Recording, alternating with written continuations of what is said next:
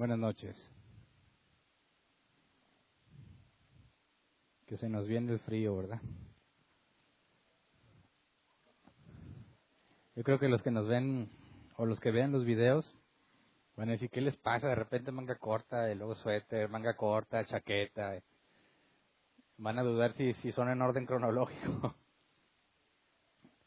Bueno, pero así es Nuevo León, así es Monterrey, ¿verdad? Si no te gusta el clima de hoy, nada más espérate a mañana. El día de hoy vamos a tratar la omnipresencia de Dios y es el tercer y último ovni, ¿verdad? Omnisciencia, lo vimos el miércoles pasado. Omnipotencia, lo analizamos el domingo. Y hoy vamos a estudiar la omnipresencia. La parte ovni es todo y presencia, pues así como lo entendemos. Presencia, estar en un lugar.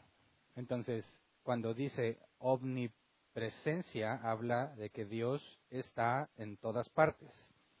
Dios está presente en todas partes. Nosotros nada más podemos estar ocupando un solo espacio en un momento del tiempo. Dios puede estar en todo lugar, en todo momento. Entonces, cuando hablamos de la omnipresencia, decimos que Dios está en todo lugar, en todo momento. No hay un solo momento en el tiempo en el que Dios no esté en todo lugar. Para sostener esto o para fundamentar esto de la omnipresencia, tenemos que ir a la Escritura. No es un concepto inventado, ¿verdad? Es algo que se deduce de la Escritura. Aunque la palabra omnipresencia no está, el concepto sí. Vamos a Jeremías 23, 24. Hay muchos pasajes como en los otros ovnis. Hay muchos pasajes, pero estoy seleccionando los que creo yo son más directos en cuanto a la omnipresencia. Jeremías 23, 24 dice, ¿Podrá el hombre hallar un escondite donde yo no pueda encontrarlo? Afirma el Señor. ¿Acaso no soy yo el que llena los cielos y la tierra? Afirma el Señor. Entonces, no hay donde te puedas esconder y Dios llena los cielos y la tierra. Está en todo lugar. Y cuando habla de los cielos, podemos entenderlo como los cielos físicos o el plano espiritual. Ya sea en el plano espiritual o en el material, Dios lo llena todo. Proverbios 15:3 dice, los ojos del Señor están en todo lugar, vigilando a los buenos y a los malos. Entonces, sus ojos están en todo lugar. Sabemos que aquí es un lenguaje antropomórfico al referirse a los ojos de Dios. Entonces nos dice que los ojos de Dios están en todas partes. Todo lo ve porque está en todas partes. Segunda de Crónicas, capítulo 2, versículo 6. Dice, pero ¿cómo edificarle un templo si ni los cielos más altos pueden contenerlo? ¿Y quién soy yo para construirle un templo, aunque solo sea para quemar incienso para él? Entonces vemos que no hay forma de contener a Dios. Está en todas partes, ¿verdad? Y por último, vamos a Salmos 139, 7 al 16, que creo que esta es una descripción clarísima de la omnipresencia de Dios. Salmos 139, 7 al 16. Dice, ¿a dónde podría alejarme de tu espíritu? ¿A dónde podría huir de tu presencia? Si subiera al cielo, ahí estás tú. Si tendiera mi lecho en el fondo del abismo, también estás allí. Si me elevara sobre las alas del alba o me estableciera en los extremos del mar, aún allí tu mano me guiaría, me sostendría tu mano derecha. Y si dijera, que me oculten las tinieblas, que la luz se haga noche en torno mío, ni las tinieblas serían oscuras para ti, y aún la noche sería clara como el día. Lo mismo son para ti las tinieblas que la luz. Tú creaste mis entrañas, me formaste en el vientre de mi madre, te alabo porque soy una creación admirable. Tus obras son maravillosas y esto lo sé muy bien. Mis huesos no te fueron desconocidos cuando en lo más recóndito era yo formado, cuando en lo más profundo de la tierra era yo entretejido. Tus ojos vieron mi cuerpo en gestación, todo estaba ya escrito en tu libro, todos mis días estaban diseñando, aunque no existía uno solo de ellos. Entonces aquí también hace referencia a la omnisciencia, ¿verdad? Todo ya estaba escrito en tu libro, todo ya era conocido por Dios. Entonces fíjate cómo el salmista nos dice que se formó de acuerdo a todo lo que ya estaba escrito. Es decir, Dios no tuvo que visualizar lo que iba a pasar para luego ver cómo lo iba a hacer, sino que ya estaba previo, y eso lo vimos en cuanto a la omnisciencia de Dios. Entonces, estos pasajes nos hablan claramente que Dios está presente en todo lugar, pero tenemos que tener cuidado porque la omnipresencia, si no la entendemos correctamente, puede interpretarse como otra cosa. Por ejemplo, el panteísmo. El panteísmo habla de que Dios está en todas partes, ¿verdad? Pero no es lo mismo que omnipresencia. ¿Cuál es la diferencia? Bueno, el panteísmo nos dice o afirma que el universo es Dios. Ellos dicen, Dios está en todas partes porque Dios es el universo. Pero nosotros no encontramos en la Biblia semejante afirmación. De hecho, sería lógicamente contradictorio. Porque si Dios creó todas las cosas, pero Dios al mismo tiempo es todas las cosas, entonces no se pudo haber creado a sí mismo. Y si se creó a sí mismo, eso ya es una contradicción lógica.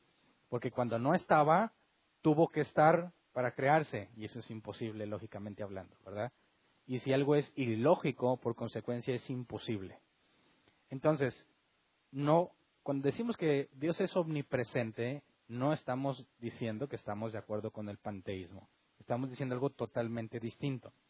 La omnipresencia afirma que Dios está en todas partes, pero Dios no es el universo. Este es el error que debemos tener en claro, porque hay quienes, como este cantante cristiano que decía que si abrazabas a un árbol, abrazabas a Dios. Y dijimos, eso es panteísmo. La idea de que todo es Dios. No, nosotros decimos que Dios está en todas partes, está en cada cosa creada, está en el árbol, pero Dios no es el árbol. ¿Me explico? Abrazas al árbol y no estás abrazando a Dios, son cosas distintas. Entonces,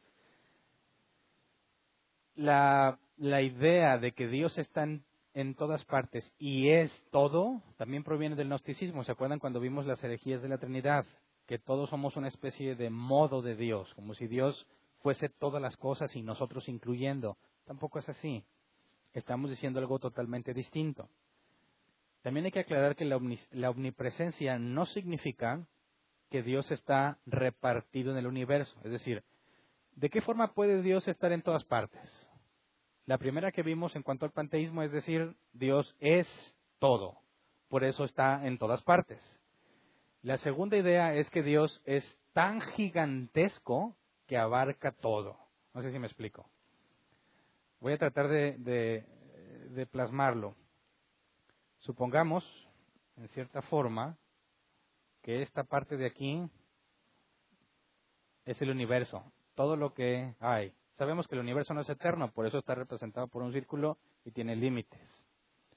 Ahora, si Dios está en todas partes, tendrías que decir que Dios es todo esto. O que Dios es tan grande que cabe en todo el universo. Es decir, es gigantescamente enorme. ¿Me explico? De manera que en cada lugar del universo hay un pedacito o una parte de Dios. Eso no es la omnipresencia tampoco, ¿verdad? No estamos diciendo que Dios es tan gigantesco que está en todas partes. No. La omnipresencia afirma que Dios está totalmente, toda su esencia, en cada punto del espacio. ¿Me explico? No que Dios está repartido en el universo, no. Dios está en cada partícula, molécula, átomo, electrón, lo que quieras, la subdivisión más pequeña que hayamos descubierto, toda la esencia divina está ahí. Así que no es que Dios se multiplicó en miles y miles y está en cada lugar, ni que Dios está tan grande que abarca todo, sino que en cada punto del universo, ahí está Dios totalmente toda su esencia. Entonces se vuelve un poco complejo tratar de imaginar a Dios en cuanto a su omnipresencia, porque las dos formas en las que podríamos verlo, ya sea el panteísmo o esta idea de que es tan grande que cabe o que abarca todo, sería algo que pudiésemos imaginar o comprender, pero cuando hablamos de la omnipresencia, tendríamos que ver cómo lo explica la Biblia o cuál es la información que la Biblia nos da. Por ejemplo, vamos a Hechos 17, versículo 27 al 28. Palabras de Pablo ante los griegos. Esto lo hizo Dios para que todos lo busquen y aunque sea a tientas, lo encuentren. En verdad, Él no está lejos de ninguno de nosotros, puesto que en Él vivimos, nos movemos y existimos.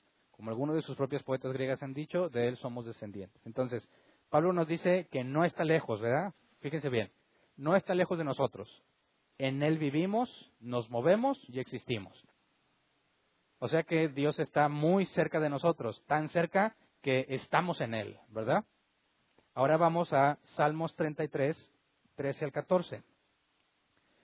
Salmos 33, 13 y 14. Dice, el Señor observa desde el cielo y ve a toda la humanidad.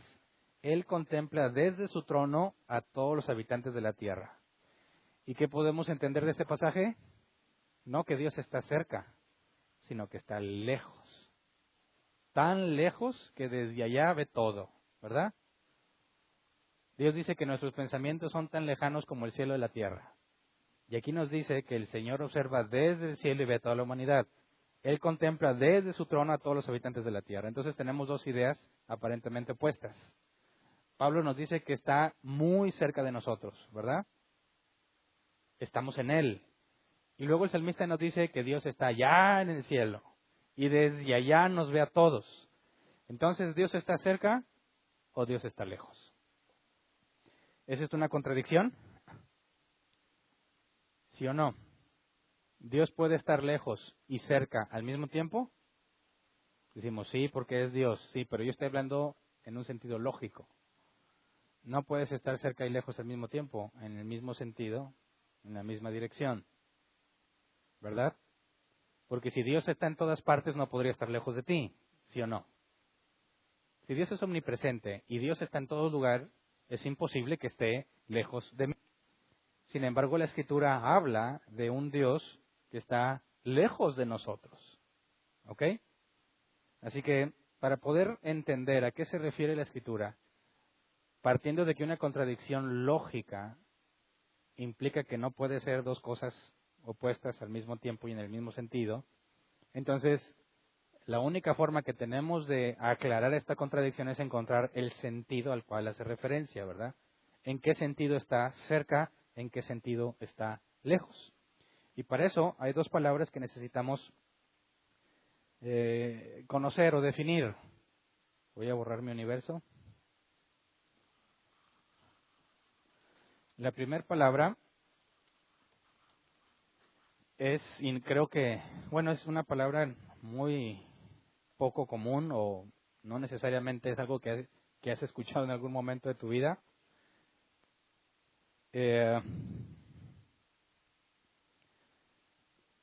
Inmanencia. Y la otra, que esta sí ya la habíamos utilizado para describir trascendencia.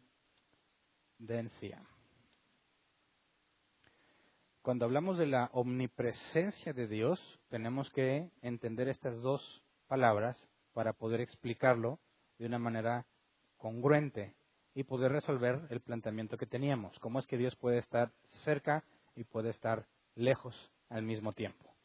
Entonces, cuando hablamos de inmanencia, la palabra significa que es algo que permanece dentro de. Estar dentro de, como dijo Pablo, en Él vivimos, en Él nos movemos.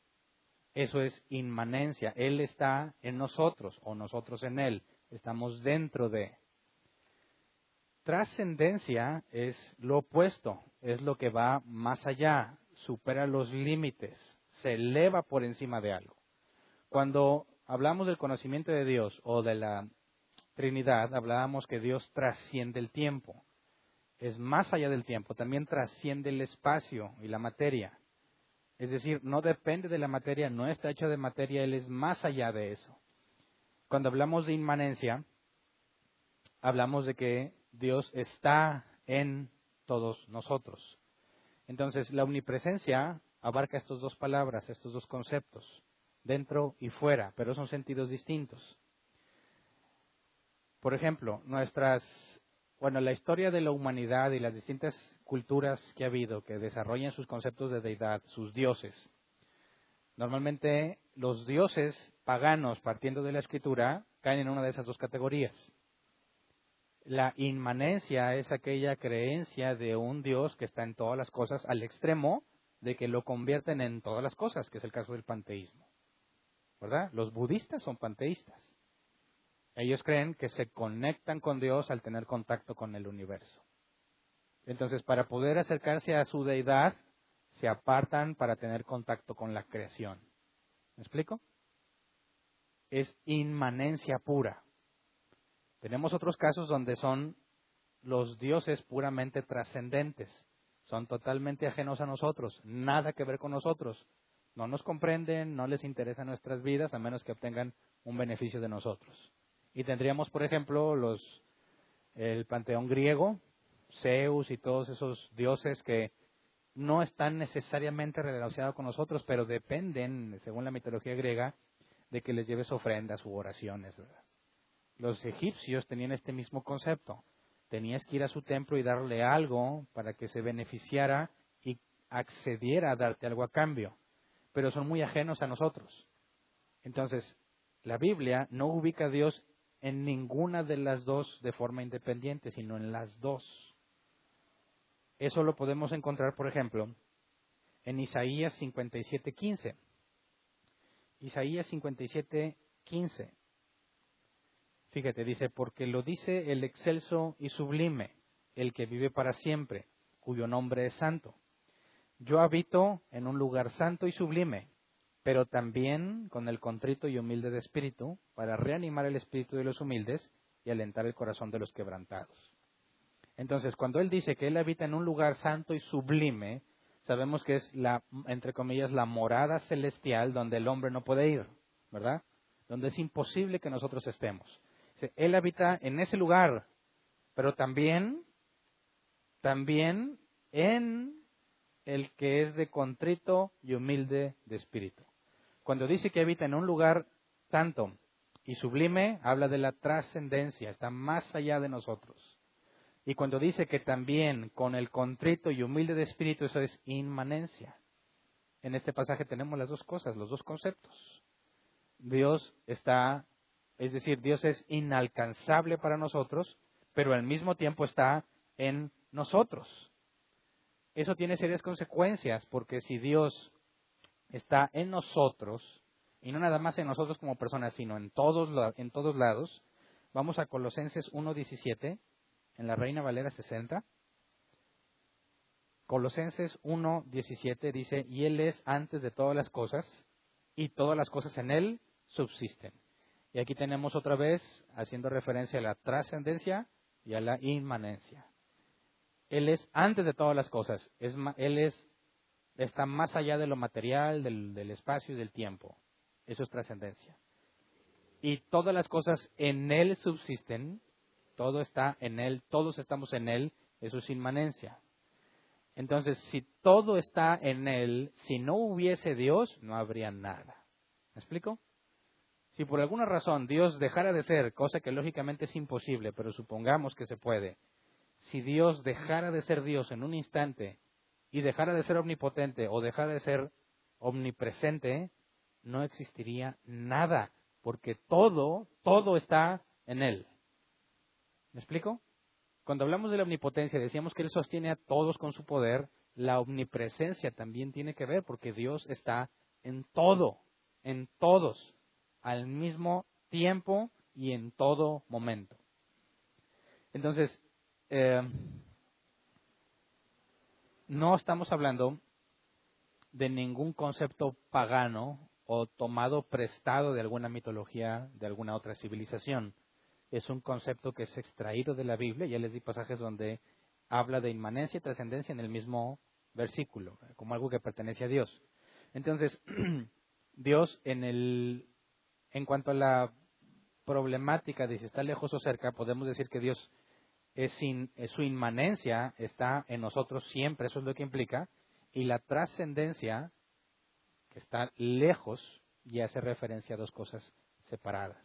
No es el mismo sentido. Por eso Dios está cerca y está lejos. Dios está cercano a nosotros y al mismo tiempo es inalcanzable para nosotros.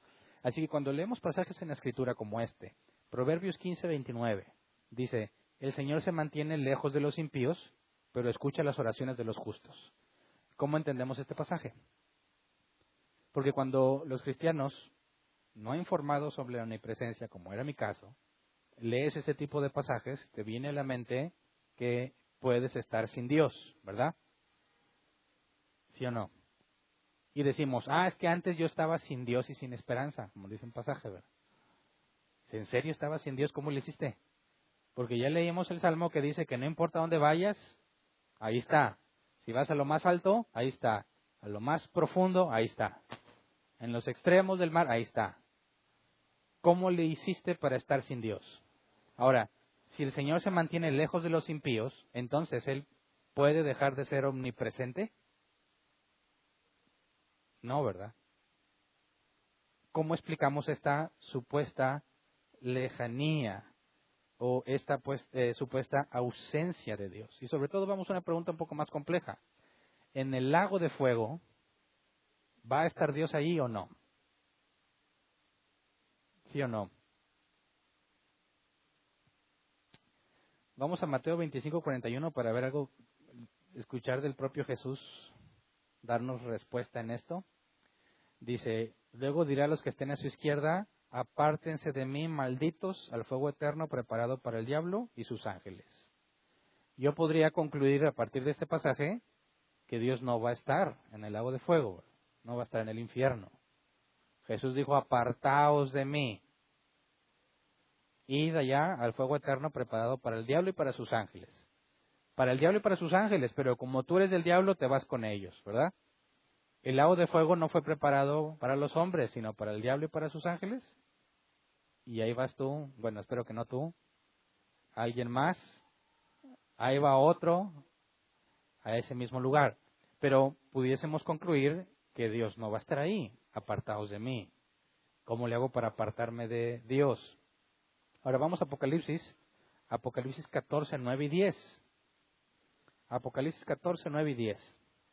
Dice, lo seguía un tercer ángel que clamaba a grandes voces, si alguien adora a la bestia y a su imagen y se deja poner en la frente o en la mano la marca de la bestia, beberá también el vino del furor de Dios, que en la copa de su ira está puro, no diluido, será atormentado con fuego y azufre en presencia de los santos ángeles y del Cordero. Entonces, ¿se van a apartar del Cordero o van a estar en presencia del Cordero? ¿Me explico? Por eso hice la pregunta, cuando lees el proverbio que Dios está lejos de los impíos, ¿cómo lo podemos entender a la luz del atributo de la omnipresencia? Y es que tenemos que comprender que es fácil concluir que sí puedes estar alejado de Dios. ¿Me explico? Y usan esta ilustración. A mí me enseñaron con esta ilustración. Mientras tú estés haciendo las cosas bien, vas con la mano de Dios, ¿verdad? Como tú eres el niño chiquito y Dios es el adulto y te va llevando de su mano.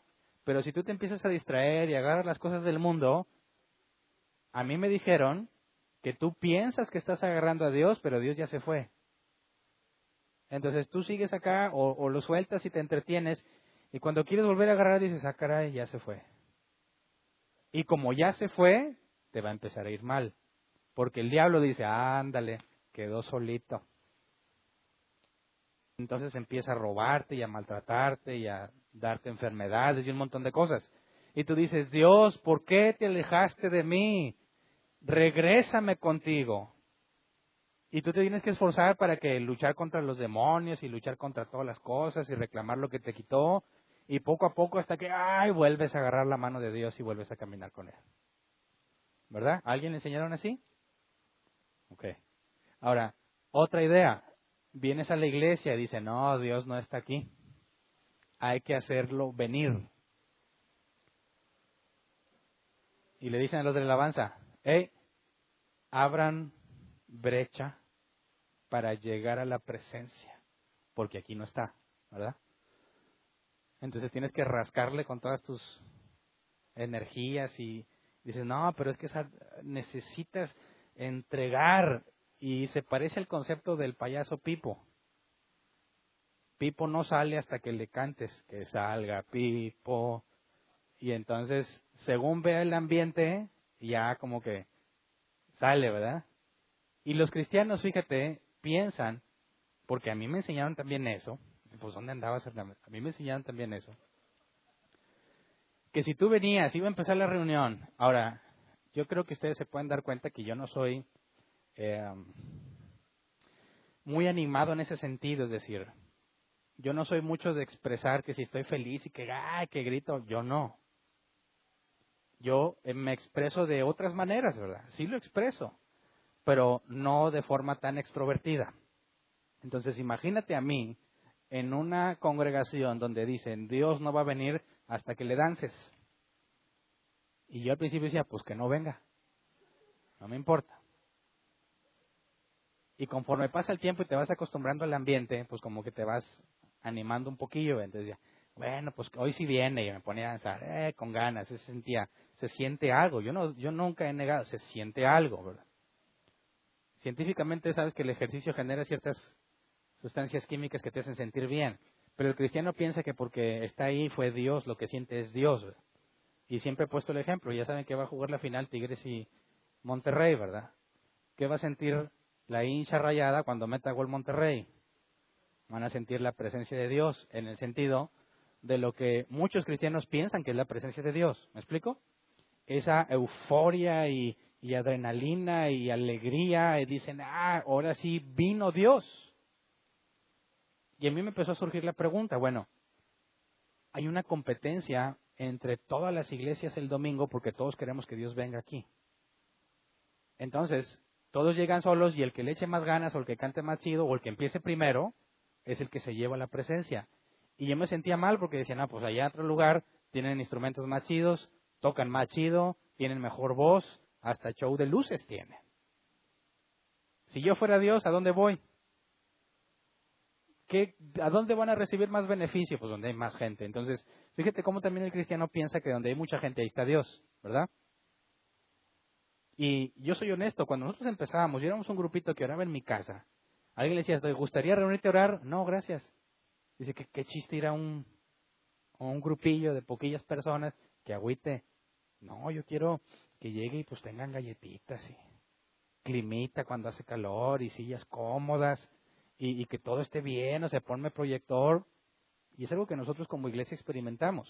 Cuando empezábamos y tuvimos un primer lugar, que era una bodega prestada, y era ir a instalar todo el domingo y quitar todo el domingo, porque pues ahí van a ir a trabajar el día siguiente, invitabas a la gente, iban y como que, oye, o sea, qué oso que estoy haciendo aquí, ¿verdad? Y ahí todo así como que sacado a último minuto y medio armado, y la gente no le interesaba, y se iba, y dices, bueno, conforme fuimos a otra bodega y la habíamos adaptado, no porque se viera bonito, sino porque como teníamos casas vecinas, y ahí había gente y ya se estaban quejando por el ruidazo que hacíamos, tuvimos que empezar a ponerle aislante, pues de una vez que se vea bien, y empezamos a crecer un poco más, y había gente que decía, pues a lo mejor Dios sí está aquí, literalmente. Como que sí, como que se ve que a lo mejor Dios va a estar con ustedes. Nos vinimos para acá y empezamos a crecer, y ahora hay gente que viene nada más por el tamaño, y no estoy jugando. Viene nada más por el tamaño de la iglesia. Y dicen, se ve, no, sí, aquí sí ha de estar Dios. Porque se han hecho el concepto de que si Dios se manifiesta, tiene que haber mucha gente ahí. Si hay poquita gente ahí, no está pasando nada. Y luego le agregan que leen en la Escritura que donde estén dos o más reunidos en mi nombre, ahí estaré. Dice, donde estén dos o más, ¿qué te hace ahí 200? No, pues con más probabilidad. Y fíjate cómo la falta de conocimiento de la omnipresencia, en el sentido que no hay lugar donde Dios no esté. ¿Ok? El espacio que yo estoy ocupando, ahí está Dios. Cada partícula de mi ser, ahí está Dios. Es imposible que yo esté apartado de Dios. Es imposible que tenga que hacer algo para que Dios venga. ¿Me explico? ¿Qué tal si está orando uno solo? No, Jesús dijo que se requieren dos o más. Así que te amolaste. Si estás en una situación muy difícil, requieres oración y estás solo, según ellos, ya valiste. Dios no va a estar ahí. Pero es totalmente absurdo y contrario a la Escritura partiendo de que no hay lugar donde Dios no esté. Así que yo no tengo que hacer ningún esfuerzo para que Dios esté aquí. Aunque yo me oponga a que Dios esté aquí, Él está aquí, en todo lugar. El punto es que a pesar de que está en todo lugar, no se manifiesta con todos igual. ¿Ok? Por eso cuando leemos que Dios está lejos del impío, no está diciendo que dejó de ser omnipresente. Está diciendo que Dios no se revela al impío, ya que sería absurdo pensar que Él no está en un lugar. Si nos preguntamos, ¿está Dios en el infierno o en el lago de fuego? Claro que está ahí. Pero entonces, si está ahí, ¿por qué están sufriendo todos? ¿No dicen que donde esté el Espíritu de Dios ahí hay libertad? Eso dice la Escritura, ¿no? Entonces la gente anda buscando la presencia de Dios para sentirse libre. Pero si Dios está en todas partes, y si Dios está en tu casa y ahí no te sientes libre, no necesitas ir a un lugar en particular para sentirte libre. ¿Me explico? Dios no va a decir, mira, Hernán, te mando la ubicación en el GPS porque ahí me voy a manifestar hoy. Y si no estás ahí, no te va a tocar nada. Entonces, tengo que ir a la iglesia porque ahí está Dios.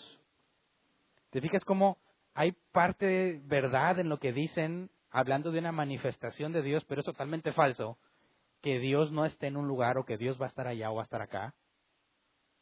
Por ejemplo, te dicen también, ¿cómo vienes a presentarte ante Dios? ¿Cómo que con tenis? ¿Cómo que con pantalón de mezclilla? ¿Cómo que con gorro? ¿Tú no te presentas ante Dios así? Dices, caray, pues ¿a cuál Dios adoras tú?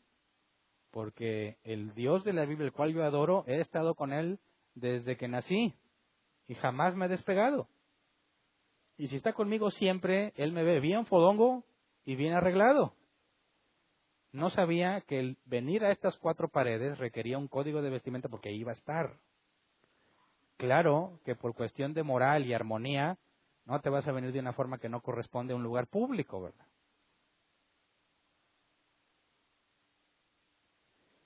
Pero hay mucha confusión en cuanto a dónde está Dios. Así que para alguien que no es de Dios, es totalmente terrorífico que a pesar de que tú no quieres a Dios y dices que no hay, siempre está contigo. Y que no te puedes ocultar de lo que haces. O sea, no le puedes ocultar lo que haces. No te puedes mantener lejos de Dios. Le dicen los ateos, a mí déjame en paz, yo no quiero saber nada contigo. No te metas con mi vida. Pues no se puede en el sentido de que Dios ya está contigo. Pero eso sí, Dios puede privarte de sus atributos, de experimentar sus atributos. Entonces, cuando hablamos del lago de fuego, donde Jesús dice, apartaos de mí, hacedores de maldad, ese apartaos es un lenguaje antropomórfico que nos hace entender que hay una separación en cuanto a la forma en la que Dios te trata. Porque así como vimos la otra parte, que Dios habita en lo alto y lo sublime, y también con el de corazón contrito y humillado. Dios decide revelarse de manera particular al que se humilla y se aparta o resiste. No le da revelación, no se muestra al impío, al que no le importa. Entonces, cuando hablamos de preguntas como esa, ¿Dios está en el infierno? Claro que está ahí. ¿Y por qué no se siente ahí la presencia? Porque Dios elige a quién manifestársela, a quién no. Ahora, ¿podemos convencer de que Dios manifieste su presencia por algún acto que nosotros hagamos? ¿Podemos aplaudirle como al payaso para convencerlo de que se manifieste entre nosotros? Ya vimos la omnipotencia. Dios hace, o Dios puede hacer todo lo que quiere. Nos falta la soberanía de que Dios hace lo que quiere, como quiere, cuando quiere, ¿verdad? De manera que si tú encuentras la clave para cantar de cierta forma y lograr que Dios venga, tú te has convertido en el que controla al Todopoderoso. Tú te has convertido en el soberano, porque Dios dejaría de ser soberano si tú tienes un método, un mecanismo para hacerlo hacer algo que tú quieres. Así que ni las ofrendas, ni la oración, ni tus canciones, por más educada y afinada que tengas la voz, o por más gallos que tengas cuando te canten, no lo puedes ni alejar ni acercar, en el sentido de que no hay forma que lo obligues a hacer algo simplemente porque tú quieres. Él ya está en todas partes. Y si consideramos este pasaje, vamos a Mateo 6:6. Mateo 6:6 dice, pero tú, cuando te pongas a orar, entra en tu cuarto, cierra la puerta y ora a tu Padre que está en lo secreto. Así tu Padre, que ve lo que se hace en secreto, te recompensará. Ahora, si habíamos dicho que Jesús dijo que donde estén dos o más, ahí estará, ¿cómo me explicas este pasaje? Si dice que tú te encierres solo a orar y tu Padre, que ve lo que se hace ahí, te recompensará. Es que anda Jesús, pues no, que al menos dos. Y las iglesias dicen, nos vamos a reunir, aunque aquí, y lo dicen, a lo mejor lo dicen con buena intención, ¿verdad? Para motivarse. Me trataban de motivar. Éramos bien poquillos, éramos 3. No le hace, de donde estén 2 o más, ahí está. Sí, entiendo que tienen ganas de darte ánimos, ¿verdad? Que no te agüites.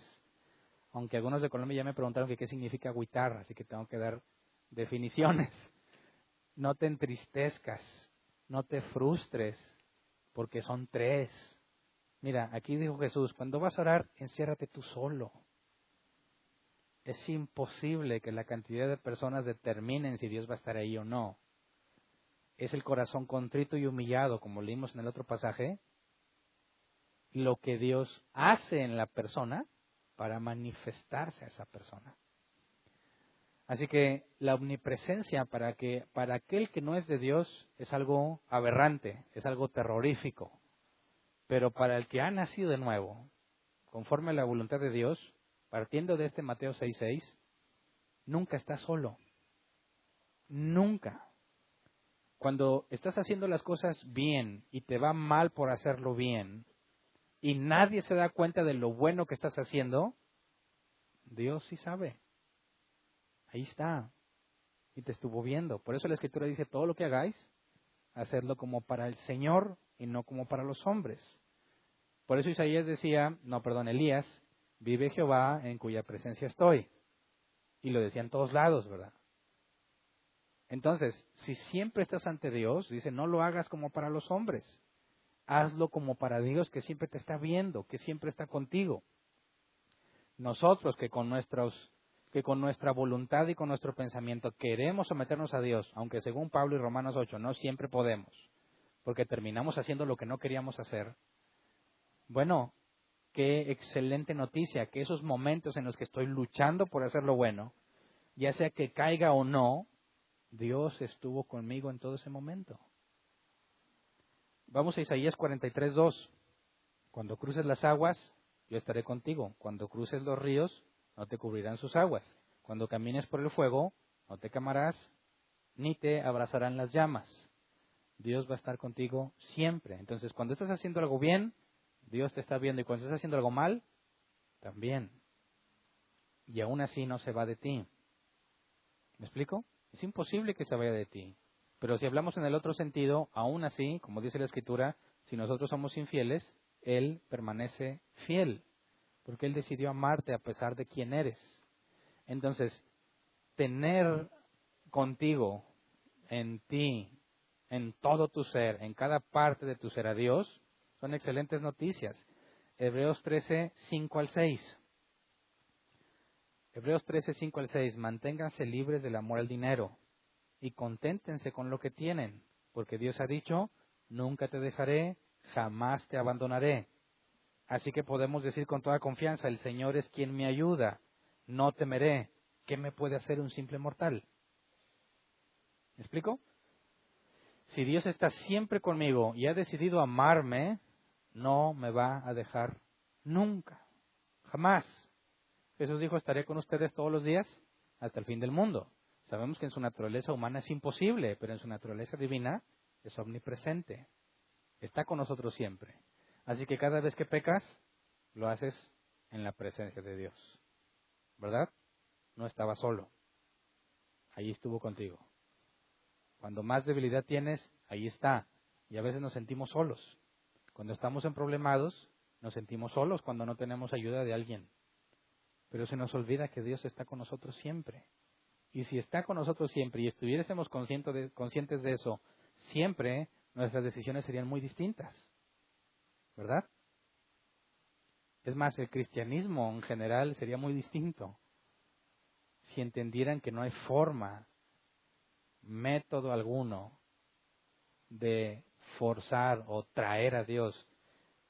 Todavía me decían a mí que tú podías sorprender a Dios, ¿verdad? Y cuando tú venías a cantar, decía, sí, yo ya conozco ahí los de esa congregación, no, nunca le echan ganas. Está ahí medio agüitadón el asunto. Pero si ese día tú te proponías cantarle de todo tu corazón, Dios se sorprendía y decía, wow, ¿ya escucharon a Hernán? Canta bien gacho, pero lo hace de todo corazón. Y sorprendías a Dios. Ahí tienes todos tratando de sorprender a Dios. Yo sé que muchas veces me lo dijeron con buena intención. Quieren ver que realmente te estás metiendo con Dios, pero es absurdo decirle a la persona que si cantas con mucho feeling, entonces Dios va a estar ahí. Es cruel.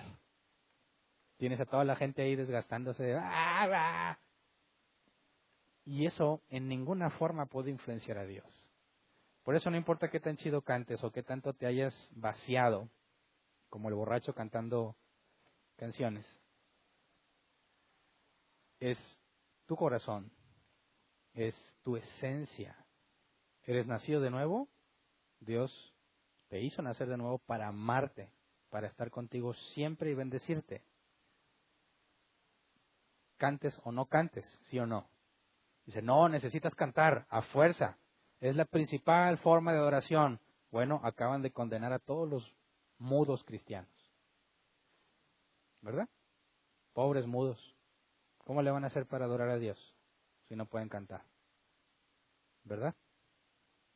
¿Ves cómo llevándolo al extremo ese argumento resulta absurdo totalmente? Terminas condenando a todos los mudos del mundo. Por eso es que no se trata de lograr que la presencia venga. Si Dios te hizo nacer de nuevo, Él está contigo siempre. Cantes o no cantes. Peques o no peques. Ores o no ores. Leas la Biblia o no la leas. ¿Me explico? No está condicionada tu presencia en ti.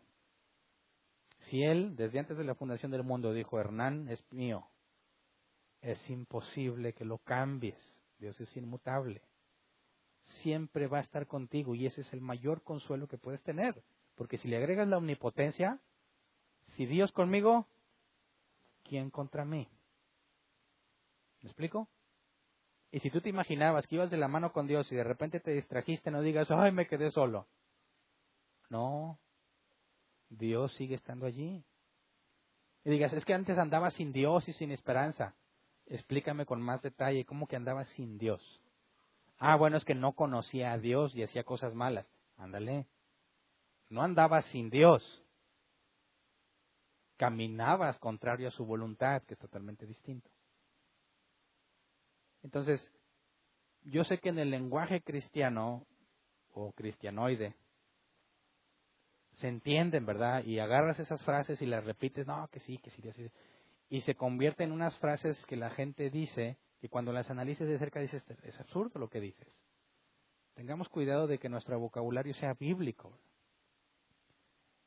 Cuando decimos cosas que tienen que ver con Dios, asegurémonos dentro de nuestros límites, ¿verdad?, de lo que sabemos, asegurémonos de nunca contradecir la Escritura, por más buena intención que tengas. Y si tú ves que alguien está deprimido, no lo trates de forzar a cantar. La Biblia dice que hay tiempo para todo, ¿verdad? Tiempo para reír, tiempo para llorar, tiempo para abrazar, tiempo para echar de menos, tiempo para gozarse, tiempo de sembrar, tiempo de cosechar, para todo. Te digo porque yo sufrí mucho, porque cuando más mal me sentía, yo decía, ¿cómo le hago para que Dios venga conmigo? Pues tengo que cantar, y tengo que cantarlas de júbilo. Y eso era lo más complicado, porque podrido por dentro, tratar de cantar para hacer que Dios venga y me pueda ayudar, terminaba siendo un acto enormemente hipócrita. Porque tenía que convencer a Dios de alguna forma que estoy feliz cuando por dentro estoy completamente deshecho.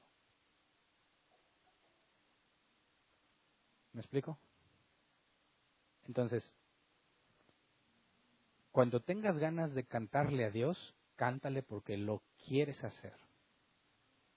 ¿Me explico? Si estás en tu casa, en tu cuarto, y dices, yo quiero cantar, canta, como se te dé tu gana. Enciérrate y cántale. Algo entre Dios y tú, pero no pienses que por eso va a venir. No pienses que por eso lo vas a convencer. No pienses que por eso vas a obtener algo. Sé honesto con Dios, ¿verdad? Si no tienes ganas de cantar, por ejemplo, he preguntado, a ver, ¿cómo le hago? Me dicen, ¿cómo le hago para hacer que Dios me hable? ¿Cómo le hago para orar y sentir como antes sentía? ¿Cómo le hago para leer la Biblia y sentir que Dios me está hablando? ¿Cómo le hago para traer su presencia? Quisiera dejar esto muy en claro. Puedes estar deshecho por dentro, puedes leer la Biblia, no haber comprendido nada, pudiste orar y quedarte bien dormido porque no hiciste nada por mantenerte despierto y Dios no se ha apartado de ti. Y al revés, pudiste decir, aquí estuve de rodillas y dándome latigazos en la espalda con 56 Padres Nuestros. Eso no hace que Dios esté allí. ¿Me explico? Cuando vas a orar o cuando quieres, ya que Dios es omnipresente, y como Jesús lo dijo, en cualquier parte puedes orar y Él te escucha, ¿verdad? Así que cuando vas a orar, asegúrate de ser honesto, porque no lo puedes engañar. Él es omnisciente y lo sabe todo, y es omnipresente y te vio haciéndolo. Así que no lo engañes, sé honesto. Y no trates de forzarte a hacer alguna especie de ritual o reverencia. Fíjate, en tiempos muy difíciles de mi vida, que me vi obligado a orar como última alternativa, ya era cristiano, y yo sé que muchos cristianos no oran, ¿verdad? No se hagan. Ok, yo cero oración, cero, y me sigo considerando cristiano. Me empieza a ir cada vez más mal, y el conocimiento limitado que tenía de Dios es que, pues es que no oro, por eso no está conmigo. Ok, voy a empezar a orar, pero ¿cómo le hago para orar? ¿Cómo le hago para que, como dice una canción de quién es? Jesús era el Romero, que cuando ora a veces viene Dios y a veces no viene, ¿verdad? No me acuerdo ya cómo va esa canción. Entonces yo la puse y cuando la escuché dije, pues ahí está la clave. Tengo que convencerlo de venir. Y empecé a preguntar, ¿cómo le haces para orar bien? Tiene que ser de rodillas, me dijeron. Dije, bueno, pues de rodillas. Y empecé un tiempo con las rodillas y me dolía, pero así es como le agrada a Dios, me aguantaba. Terminaba pensando más en cómo me dolían las rodillas que en lo que estaba orando. Y dije, no funciona. Ok, ¿qué otra forma puede ser? Te tienes que postrar. Así, panza abajo. Bueno, pues apenas me empezaba a acomodar, no pasaba ni un minuto y estaba bien dormido. Pues estás acostado, ¿verdad? Ay, perdóname, Señor. O justo antes de dormir te empiezas a decir incoherencias, no sé quién le ha pasado, ¿verdad? Sí, Señor, la bota que está en el árbol. Okay. Te pido por la bota, que ya no sabes ni qué estás diciendo, ¿verdad? Tratas de agarrar la onda y dices, ya se me fue. ¿Cómo va a venir Dios así? ¿Verdad? Entonces, no sé tú, pero si tú te has propuesto orar y tratas de asimilar algún ritual para hacerlo como le agrada a Dios, vas a tener toda esta problemática que yo te estoy comentando. Dice, no, mira, yo acostado leo la Biblia.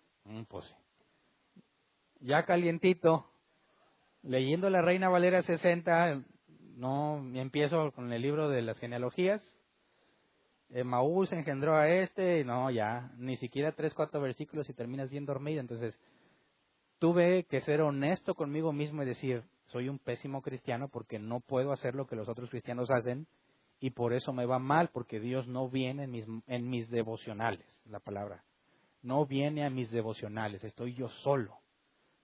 Así que tuve que luchar conmigo mismo para tratar de hacer que Dios viniera. Y lo que dije, bueno, ya que no me funcionó nada, voy a hacer mi propia técnica.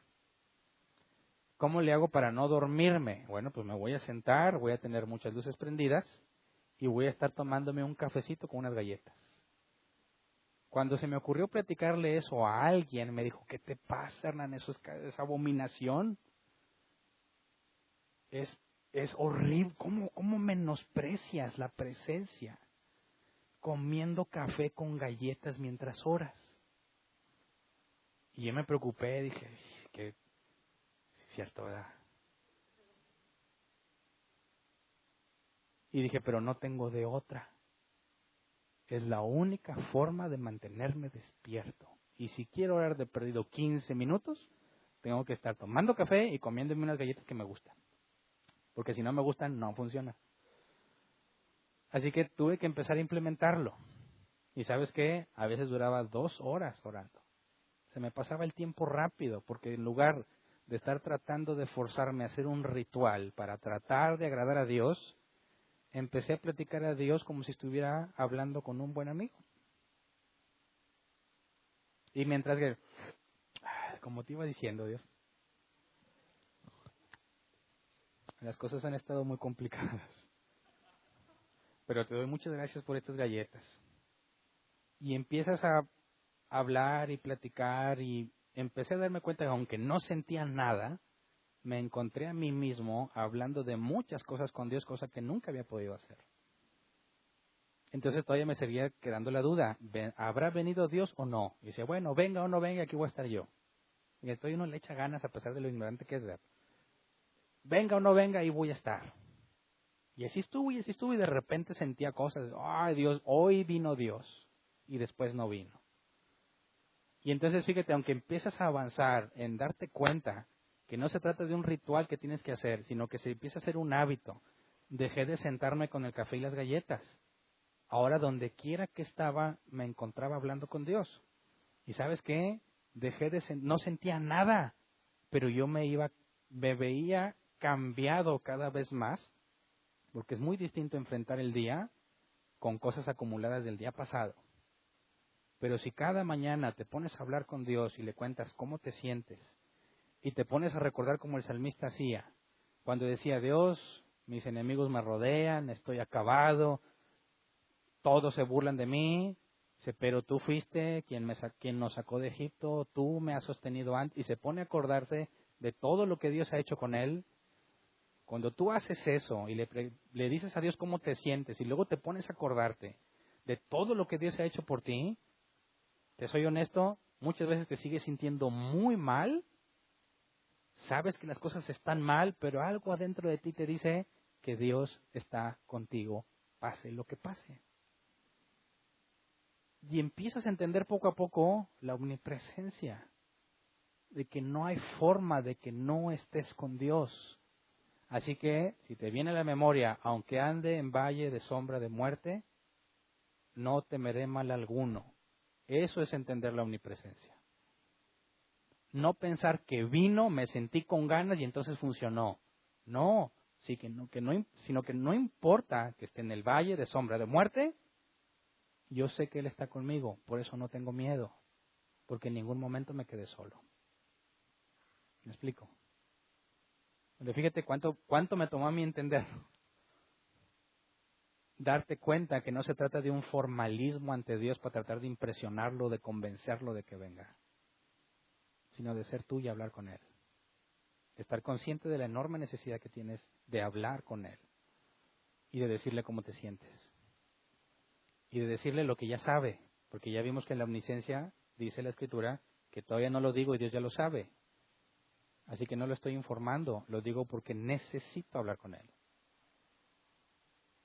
Así que a veces me tomo mi café, a veces camino a la escuela a dejar a mis hijos, a veces cuando salgo a correr, a veces hago lo mismo en todo el día, las 3 cosas el mismo día, pero siempre necesitas estar hablando con Él, como eres, con tus palabras. Él está ahí escuchándote, jamás se apartó de ti, te conoce perfectamente y sientas o no sientas, estuvo allí. Ha estado ahí y seguirá estando ahí por siempre. Así que cuando hablamos de la omnipresencia, los cristianos necesitamos comprenderla muy bien y alejarnos de prácticas totalmente antibíblicas, aunque bien intencionadas, totalmente erradas. Y estar conscientes que si hemos hecho lo malo o lo bueno, gloria a Dios, que es inmutable, y Él dijo, el que empezó la buena obra en ustedes, la perfeccionará hasta el día de Cristo. Nada podrá separarnos del amor de Dios. Y en eso descansamos, ¿verdad? Siempre está con nosotros. Así que vamos a ponernos de pie y vamos a orar.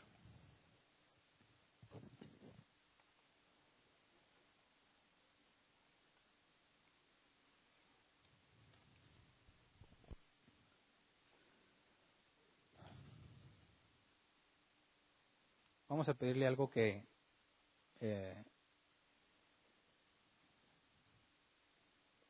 es de acuerdo a su voluntad y que puede cambiar mucho nuestras vidas. Pedirle que estemos conscientes de su omnipresencia en todo momento. O sea, que cuando te sientas solo y quieres hacer algo porque nadie te ve, le vamos a pedir a Dios, no me permitas pensar que estoy solo. No me permitas imaginarme solo. Quiero saber que estás conmigo. Eso es bueno y eso es malo en distintos sentidos. Cuando me está yendo mal o dudo, es bueno saber que Dios está ahí. Pero cuando me quiero esconder para pecar, no voy a estar en paz porque sé que está ahí. ¿Me explico? Así que solo alguien que ha nacido de nuevo le pediría eso. Jesús dijo, la condenación consiste en que los hombres aborrecieron las tinieblas. Perdón, aborrecieron la luz porque amaron las tinieblas, porque sus obras son malas. Lo oculto y lo escondido es una oportunidad para hacer lo malo. Y pedirle a Dios que nos haga conscientes de su presencia en todo momento nos va a hacer incómodos, a estar incómodos cuando pretendas hacer algo que a Dios no le agrada, que sabes que no le agrada. Así que vamos a orar, Señor. Primero queremos pedirte perdón por todas las necedades o barbaridades que pensábamos, creíamos, incluso enseñábamos. Perdónanos por todas las veces que tratamos de influenciarte para que vinieras. Por todas las veces que tratamos de convencerte de alguna forma o de sobornarte, ya sea por medio de dinero, por medio de cantos, por medio de sacrificios. Tratamos de sobornarte para obtener algo de ti. Tratamos de sobornarte para convencerte de venir a nuestras reuniones. Tratamos de sobornarte, Señor, para que nos bendijeras. Perdona nuestra necedad y nuestra locura. Señor, concédenos entender. Sabemos que es de forma limitada, pero hasta donde nos hayas puesto el límite, entender y comprender que siempre estás con nosotros, pase lo que pase. Que aun si fuésemos incrédulos, no nacidos de nuevo, tú siempre estás con nosotros. Porque estás en todo lugar. Enséñanos a entender, Padre, también tu trascendencia. Tú eres inalcanzable para nosotros. Tu sabiduría, como dijo el apóstol Pablo, es insondable. Aún así sabemos que estás cerca de nosotros, Padre. Que prometiste que siempre lo estarías porque no puedes dejar de ser Dios. Porque no puedes negarte a ti mismo. Por esa misma razón siempre eres fiel porque no puedes negarte a ti mismo, Padre. Por eso sabemos y reconocemos nuestro pecado porque tú estuviste ahí cuando pecamos. Tú estuviste ahí cuando nos escondimos para hacer lo malo. Tú estuviste ahí viéndonos, como dice la Escritura, tus ojos siempre están viendo a los buenos y a los malos.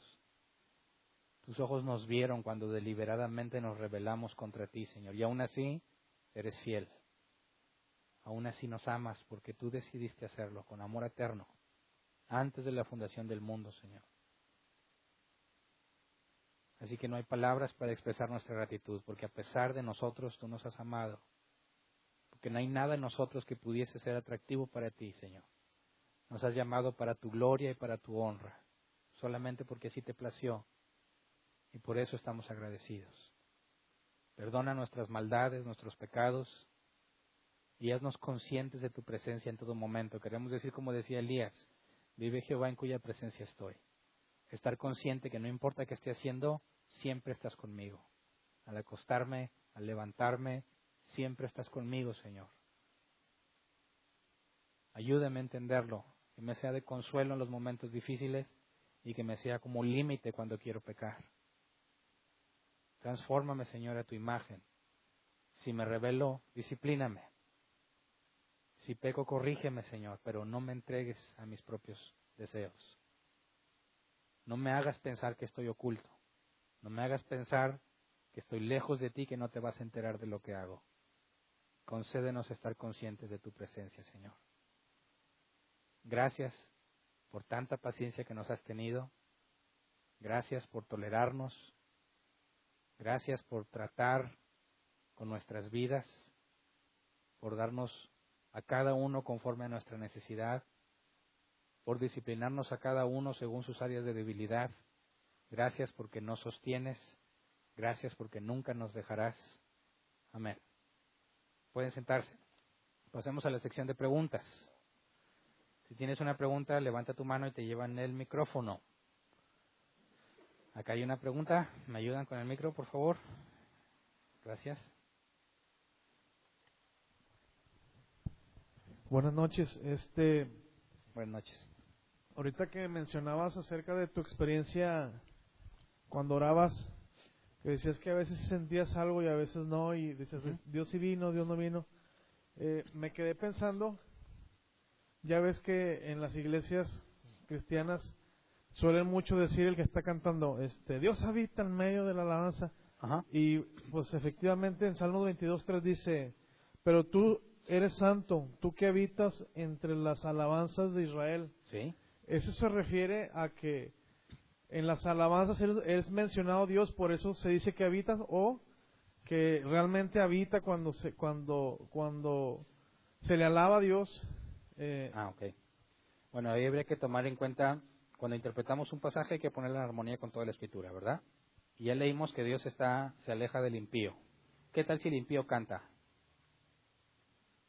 Dios dirá, rayos, ahora tengo que ir. ¿Qué tal si el contrito y humillado de corazón no canta? ¿Dios no va a estar ahí? Dice, espérame.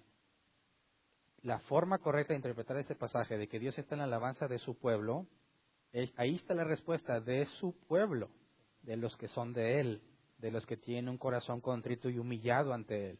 Así que Dios está con los suyos, canten o no canten.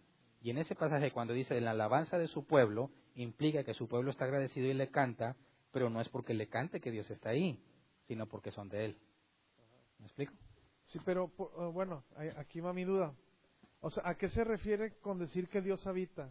O sea, ¿qué implica que Dios habite? Por decir, con el impío no habita, pero conmigo sí, pero está en todos lados, pero ¿qué implica que Dios habite ahí? Bueno, como lo mencionaba, es en cuanto a la manifestación de sus atributos, ¿verdad? Cuando Dios te permite experimentarlo, y no hablo de una sensación emocional, cuando experimentas que se te hace justicia, estás experimentando un atributo de Dios, ¿verdad? Y si te está yendo mal y sientes que obtuviste ayuda, eso es experimentar algo de parte de Dios. Entonces, cuando su pueblo está contento y le canta porque está agradecido, hablamos que Dios habita ahí porque son personas de Él que empiezan a experimentar lo que Dios es. Pero si te fijas, nada que ver con que vamos a cantarle para que esté entre nosotros. Eso ya se vuelve algo absurdo a la luz de los demás pasajes de la Escritura.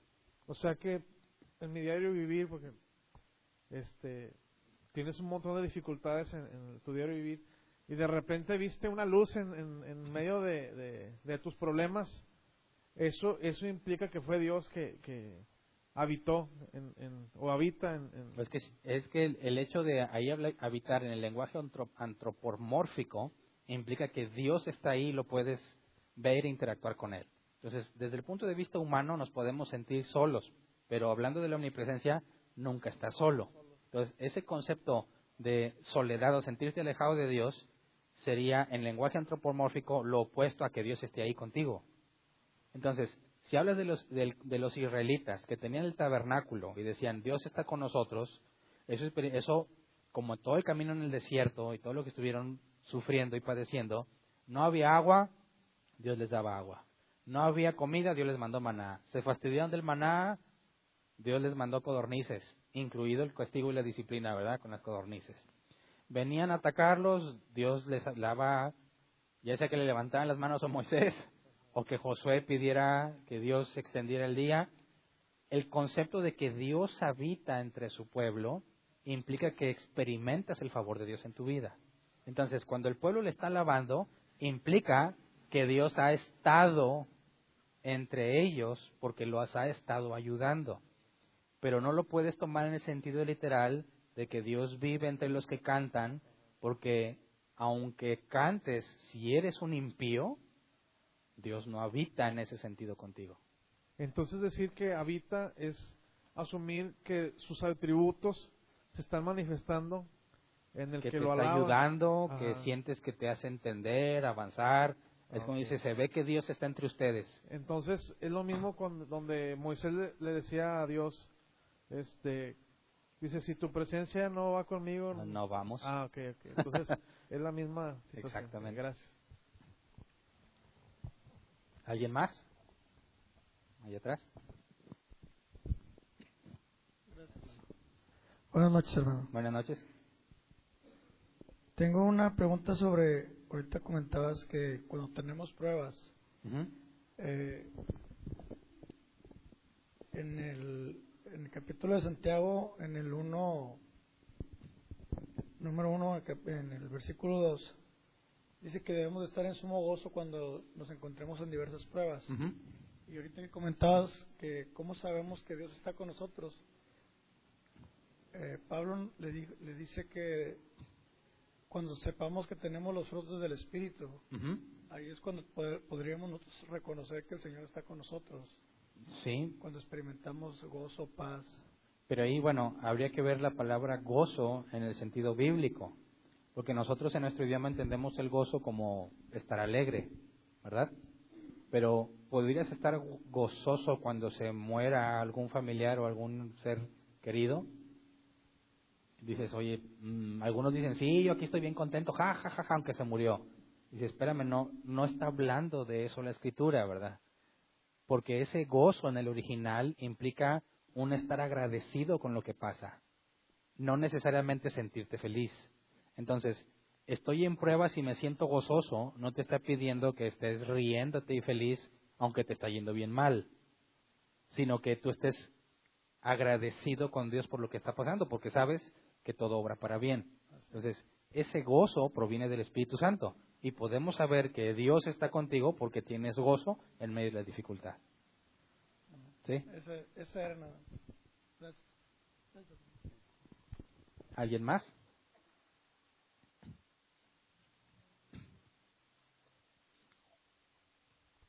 Gracias. Buenas noches. Yo tengo una duda, por decir, las personas que no se les ha revelado la buena nueva, o por decir incluso, yo conocí de la Biblia y de todo ya grande, pero yo recuerdo que de adolescente, de niña, yo siempre creí en Dios, a lo mejor no con ni idea de quién era, ¿verdad? Nada de sus atributos. ¿Una persona así puede experimentar a Dios cuando no ha conocido su revelación a través de la Escritura, o solo es una emoción? Bueno, la Escritura dice, los demonios creen y tiemblan. Entonces, si le agregamos las palabras de Jesús, no puedes entrar al reino de los cielos a menos que nazcas de nuevo. Entonces, el hecho de creer algo no implica que conoces a Dios. En el sentido de, Jesús dijo, apartados de mí, hacedores de maldad, nunca os conocí. Y una relación cercana. Entonces, si los demonios creen y como quiera no son salvos, el hecho de que una persona crea toda su vida que hay un Dios, pero no ha nacido de nuevo, como quiera está condenado, ¿verdad? es el nuevo nacimiento lo que nos hace saber que Dios nos ha elegido para salvación. Sí, pero no me refiero tanto a eso, sino a que puedan experimentar, no sé, el agradecimiento o el consuelo. Sí, porque pues tenemos varios ejemplos. Por ejemplo, los leprosos que Jesús sanó, ¿cuántos regresaron? Uno. O sea, Dios puede en su misericordia sanar a un incrédulo, a un impío, claro. Él es bueno y puede considerarle favores a los hombres en el sentido de algún beneficio en particular. Pero eso no implica que hayan sido elegidos para salvación. Bueno, lo recuerdo porque pues cuando empecé en esto, yo recordaba el versículo que deja que los muertos entierren a sus muertos. Entonces, pues yo estaba bien muerta, ¿no? O sea, sí. Pero eso no, o sea, aún así yo decía, pero yo creía haber sentido a Dios en algún momento de tristeza o de angustia.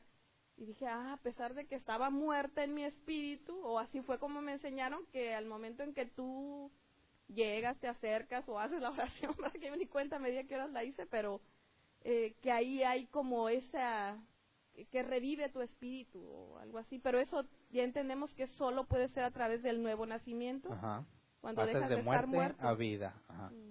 Okay, pero el punto es que Dios en su misericordia, como dice, Dios es bueno y hace que el sol salga para buenos y malos, o manda su lluvia para justos e injustos.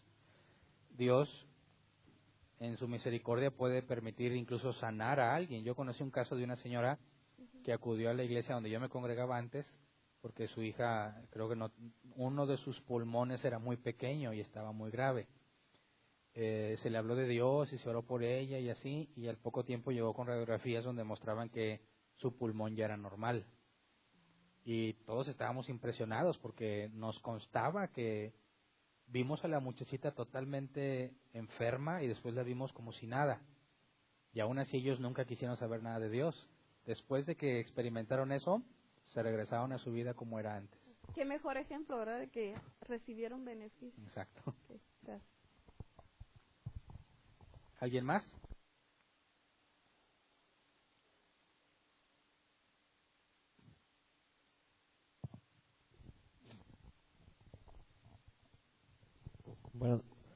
Buenas noches. Buenas noches.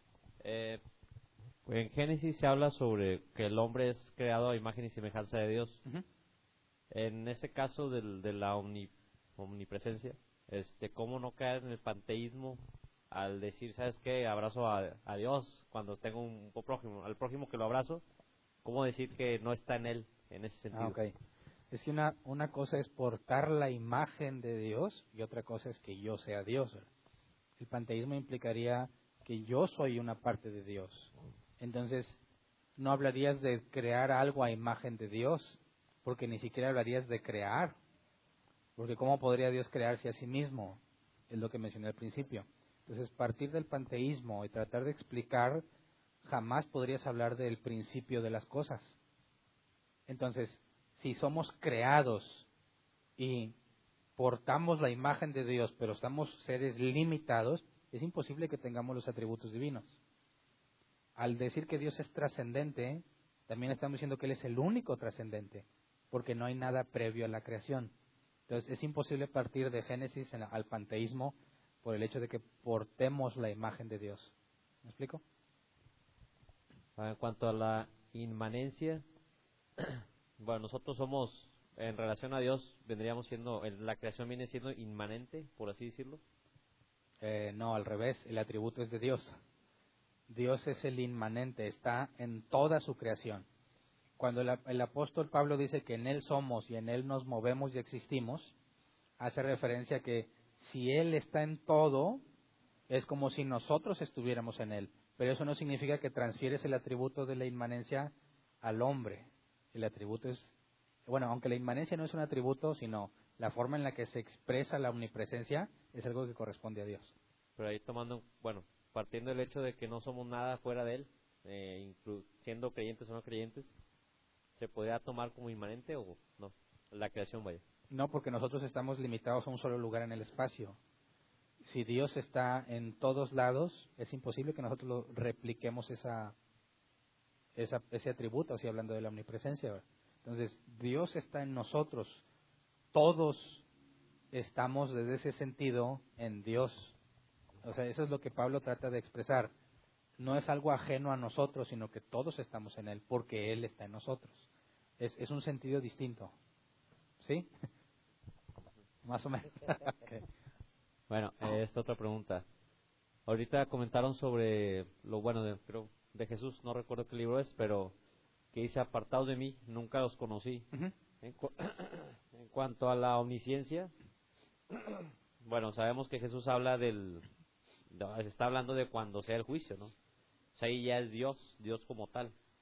Entonces, ¿cómo entender el decir que nunca os conocí siendo el Dios? Ok. Es que ahí la palabra, no, el conocí no es de conocimiento, sino viene de ginosco, que es un conocimiento personal, cercano. Entonces, nunca os conocí no hace referencia a la omnisciencia en cuanto al conocimiento de todas las cosas, sino a la presciencia. Y ese es otro atributo que vamos a estudiar más adelante. Entonces, el nunca os conocí no hace referencia a un conocimiento, sino a un acercamiento, una relación en persona. Más adelante lo estudiamos. Gracias. ¿Alguien más?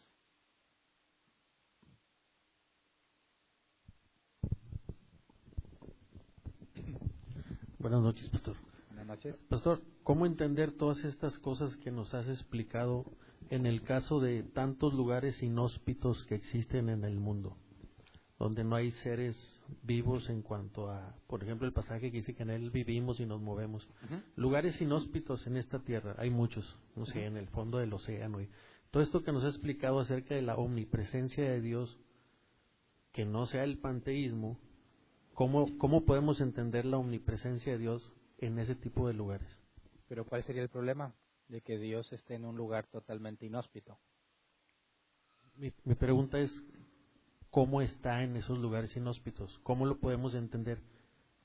Vamos a pensar que nos ponen una imagen ahorita ahí de un lugar inhóspito. Bueno, pues desde que la tomaron ya no fue inhóspito, ¿verdad? Pero suponiendo que la pudiéramos ver, ¿de qué manera Dios está en ese lugar sin caer en el panteísmo que también nos has explicado? O sea, ¿cómo podemos entender la omnipresencia de Dios en ese tipo de lugares? Ok. Es que el tipo de lugar no afecta en ninguna forma el hecho de la omnipresencia. Por eso, hablando del peor de los lugares, el lago de fuego, allí está Dios. Así que el lugar más inhóspito que te imagines no se compararía con el lago de fuego. Si podemos entender a Dios en el lago de fuego, no hay nada que nos dificulte entender en cualquier lugar inhóspito, porque el hecho de que Dios esté ahí no significa que va a bendecir todo lugar en el que Él está. Así que en su omnipresencia está en todas partes, y aún el lugar más inhóspito que puedas imaginar tiene leyes que lo mantienen inhóspito, y es Dios quien sostiene todo eso. Entonces, el simple hecho de que haya algo ya es prueba de que hay Dios. Esa sería la manera de entender la omnipresencia de Dios en ese tipo de lugares, refiriéndonos a la creación, es lo que me acabas de explicar. Uh-huh. O sea, ya estaríamos hablando de por cuanto Dios lo creó, como decía alguno de los versículos, que todas las cosas en Él subsisten. Uh-huh. Tendríamos que hacer referencia en ese tipo de lugares al Creador. O sea, Dios está ahí en cuanto a que Él lo creó, nada más, es lo único. Y no lo creó y se hizo independiente de Él. Es decir, no es que Dios haya creado las cosas, le dio reglas y dijo, ahí ahora sí arréglense ustedes, sino que todo está en Él y Él es el que hace que todo funcione, aún los lugares más inhóspitos, aún el lago de fuego. En Él subsisten todas esas cosas. Ok, pastor, bueno, yo hice cosas malas, ¿verdad? Hace tiempo. Pero vamos a pensar ¿Y que ya no? La verdad no. No las mismas.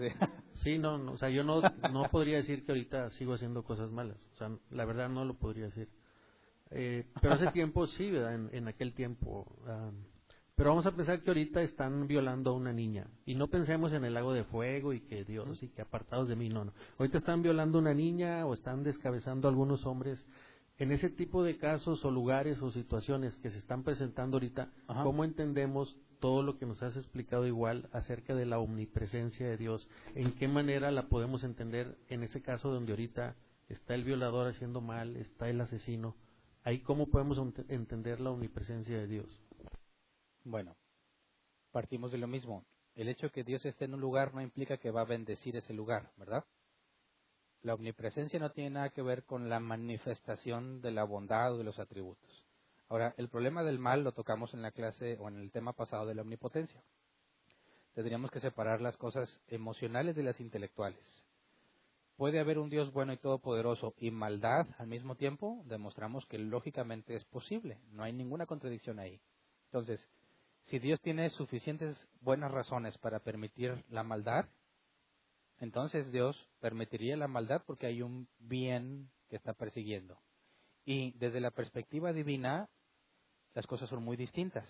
Porque si Dios tiene el poder sobre todas las cosas, y como dice la Escritura, llegará el momento en que borrará toda tristeza, todo llanto, todo dolor, todo eso va a desaparecer, y por la eternidad va a estar con Él, Dios puede hacer o no hacer como Él haya establecido en sus planes soberanos.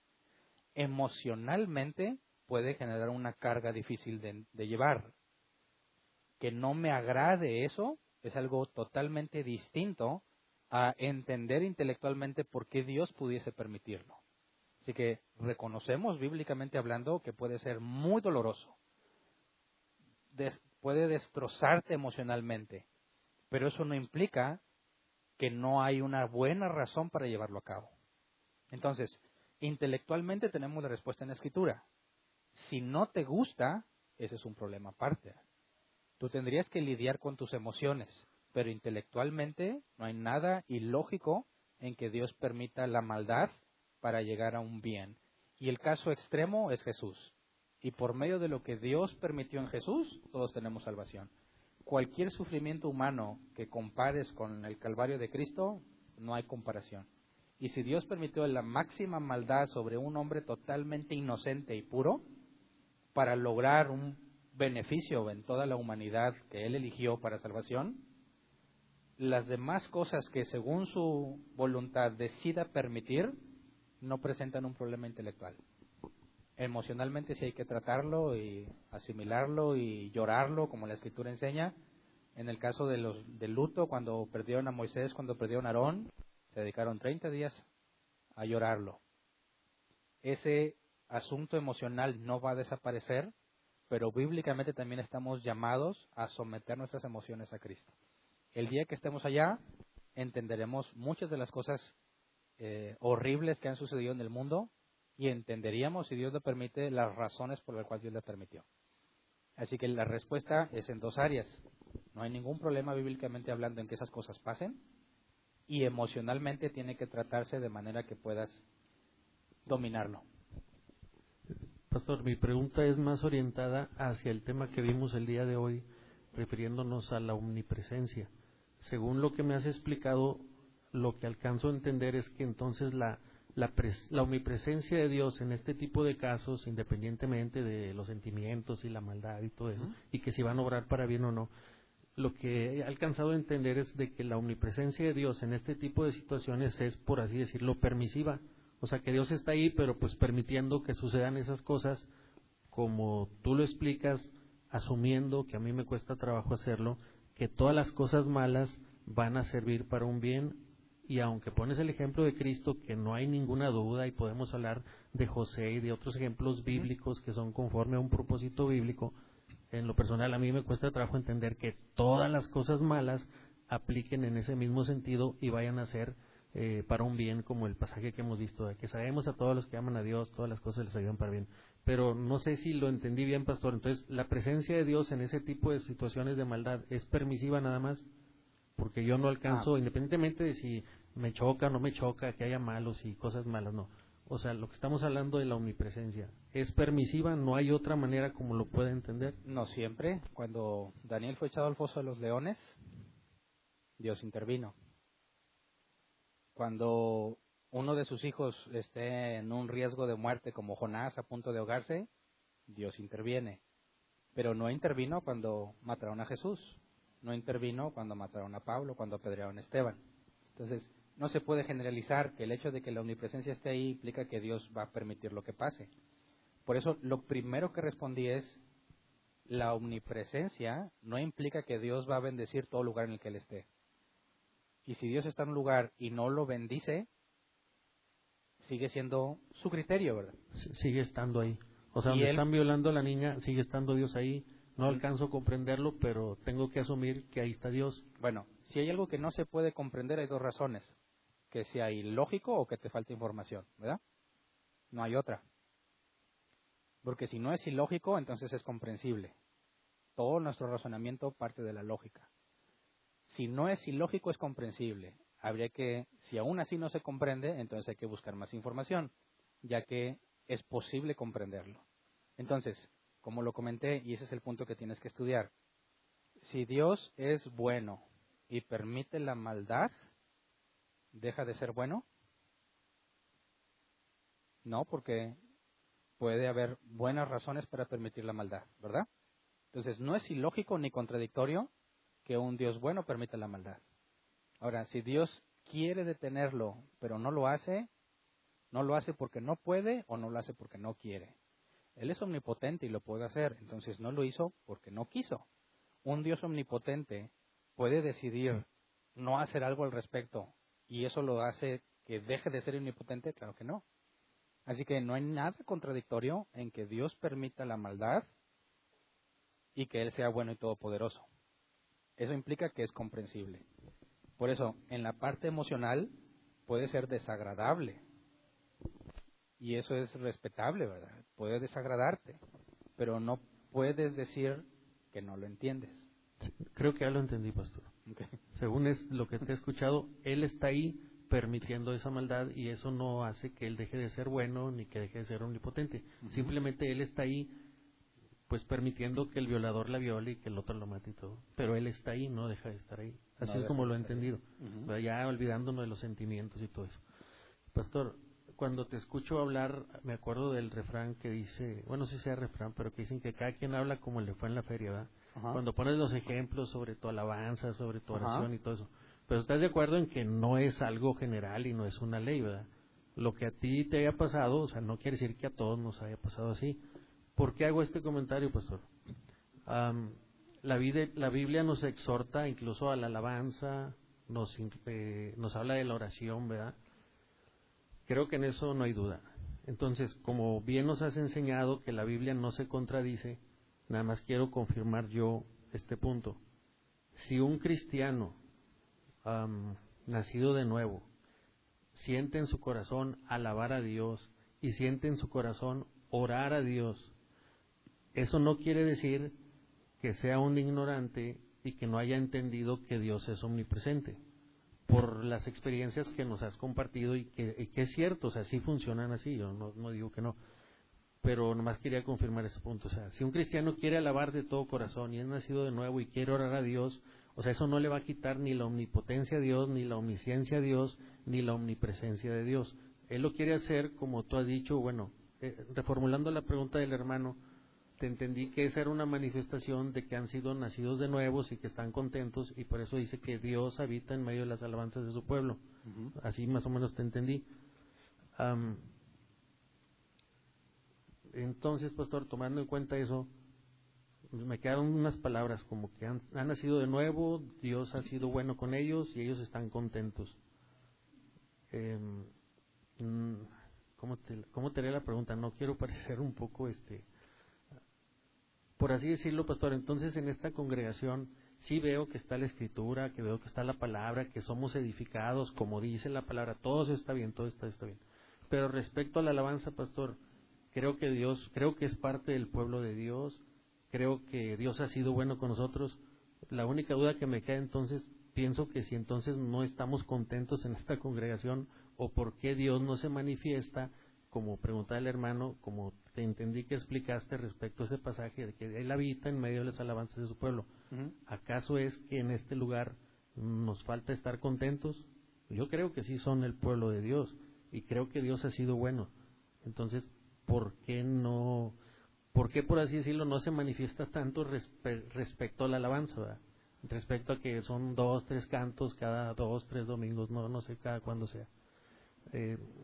No sé si me expliqué en la última pregunta, pastor. O sea, Sí. eso no le quita a Dios que deje de ser omnipresente si yo quiero alabar, si yo quiero orar, y si no se manifiesta en un cierto lugar, ¿quiere decir que entonces no estamos contentos? ¿O por qué no se manifiesta así como lo dice la Biblia? ¿Por qué no se manifiesta Dios o la alegría?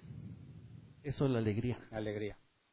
Bueno, hay 2 cosas. Número 1, yo dije claramente que si tú quieres cantar, cántale porque tú lo quieres hacer, no por tratar de hacerlo venir. Lo absurdo de cantar para hacerlo venir es que ignoras la omnipresencia, ¿verdad? Así que tú puedes cantar lo que tú quieras, siempre y cuando lo hagas consciente de que eso no es un mecanismo para atraer a Dios. Lo haces porque así lo quieres hacer, así lo necesitas hacer. Y eso no tiene ningún problema. Pero, cuando hablamos de la congregación, hay reglas claras que en cuanto a la expresión, Pablo es claro que no debemos parecer locos, ¿verdad? Entonces, tú puedes alegrarte lo que quieras, pero hay una limitante. A la hora en que expresas la alegría, no debes parecer un loco para no ser tropezadero a los demás.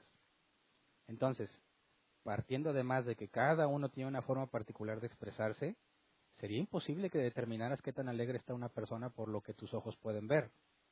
Porque hay personas que incluso lloran de felicidad. Tú verías a alguien llorando y dirías, yo no te veo la alegría. Pero sería absurdo que trates simplemente por percepción determinar el grado de felicidad que una persona experimenta. Así que se vuelve algo muy subjetivo tratar de determinar por la cantidad de saltos o la intensidad de la voz o la cantidad de los aplausos el grado de felicidad que experimentas. Así que hay libertad, si realmente y genuinamente te sientes así, expresa tu alegría, pero no parezcas un loco. Y si quieres parecer loco, lo puedes hacer en tu casa todas las veces que tú quieras. Danzar, brincar, remolinear, lo que quieras, no vas a ser tropezadero a nadie, siempre y cuando lo hagas honestamente. ¿Me explico? Dice que esa iglesia primitiva, pastor, como le llaman, dice que perseveraban unánimes en la doctrina de los apóstoles, el partimiento del pan, En la comunión unos con y en las otros oraciones. y en las oraciones. Cuando dice ahí en las oraciones, pastor, ¿a qué se refiere o cómo lo podemos entender? Pues ahí lo ves en la escritura, oraban unánimes. Oraban y decían, por ejemplo, Señor, danos de nuevo para hablar de tu palabra, que no hagamos caso a sus amenazas. Ese tipo de oraciones pueden ser de gratitud, de lo que sea, pero se ponían de acuerdo y todos estaban, cuando dice unánimes es que todos estaban en el mismo entendimiento de lo que iban a orar. Sí, y se hacía juntos en un mismo lugar. O sea, no era el tipo de oración de apártate tú en tu lugar. No necesariamente, o sea, porque sí era un congregacional, por así si decirlo. partían el pan en las casas, también oraban ahí. También tienes que pueden orar solos. O sea, el punto es que hablen de orar, no puede ser limitado a la congregación, porque también hay pasajes que dicen que ores sin cesar. Entonces, la oración que tú hagas, en cualquier momento puedes perseverar, estés o no estés en la congregación. Y lo mismo es alabar. De hecho, la Biblia, estás triste, canta salmos, dice el apóstol Pablo. Pero eso no significa que ya quiero que sea domingo para cantar salmos. No, donde estés triste, cántalos, aunque no estés en la congregación. Te entiendo, pastor, que dices que no es solo de la congregación, pero estás de acuerdo en que tampoco la excluye. Claro O sea, que no. tampoco debemos decir, bueno, no, es todo ya, cada quien ahí en su casa, vuélvanse locos como quieran y oren todo lo que quieran, pero para no parecer locos como congregación, mejor vamos a tratar de esperarnos. Claro, porque aquí el enfoque no es venir a cantar, es parte de lo que hacemos, pero no es el objetivo principal. La principal adoración es el estudio de Dios, el conocerlo y entenderlo. Si alguien ha de gloriarse, gloríese en conocerme y en entenderme que yo soy Jehová. Así que si tú te fijas en la iglesia primitiva, no hay reflejo de que la gente se reuniera principalmente a cantar. Las partes donde cantan es porque estaban encarcelados, Pablo y Silas, y estaban cantando, ¿verdad? O lo que estuvieran haciendo. No hay evidencia en el Nuevo Testamento que la iglesia se reunía y se echaban sus canciones y cada quien se iba a su casa o al último le dedicaban un tiempito a la predicación. No. Se reunían para perseverar en la doctrina, en la comunión unos con otros, en el partimiento del pan y en las oraciones. Si la alabanza fuese fundamental, ahí también lo diría, ¿no? Bueno, estaba haciendo referencia yo a las oraciones, no tanto a la alabanza. Bueno, El punto es eso, cuando tú enfocas hacia la alabanza y por qué sí, por qué no, es porque es un elemento útil, pero no el objetivo de congregarnos.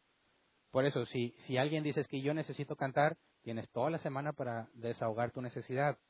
No hay ninguna razón bíblica para venir a hacerlo aquí, ¿no? Si lo puedes hacer en tu casa. ¿Tendrías algún problema, pastor, si algún grupo de hermanos que no sé, no estoy, si estoy pensando en voz alta, sintieran en su corazón y decirte, pastor, queremos reunirnos X día a X hora, déjanos entrar o préstanos la llave, queremos venir a alabar a Dios, creemos que somos nacidos de nuevo y queremos tener cierto entendimiento y la verdad no vamos a parecer locos? ¿Tú tendrías algún problema con permitirles eso, que lo hicieran? Bueno, ¿cómo está eso de no vamos a parecer locos? Es que a veces te he escuchado como que es bíblico, ¿va? Dice que no parezcas loco. Quieren venirse a cantar, pero no van a parecer locos. Sí, porque a veces he escuchado que dices que la Biblia dice que no parezcamos locos para con otros. Entonces, vamos a pensar que sean un grupo de cristianos maduros, por así decirlo. No sé, que Dios haya puesto en su corazón eso, que te digan, oye, ¿sabes qué, pastor? Queremos reunirnos un día que está aquí solo el lugar, queremos alabar con instrumentos, sin instrumentos. ¿Tendrías tú algún problema con permitirles eso? Por puro gusto. Sí, porque ellos son el pueblo de Dios, Dios ha sido bueno con ellos y están contentos, y aparte de hacerlo en su casa, se quieren reunir como hermanos en un lugar como este. ¿Tú tendrías algún problema? No, no hay ningún problema. Siempre y cuando lo hagan por gusto.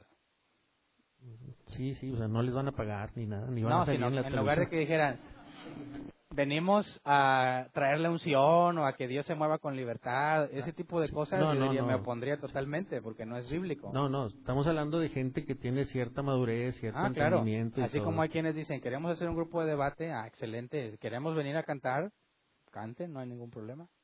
Gracias, pastor. ¿Alguien más? No. Muy bien. ¿Avisos?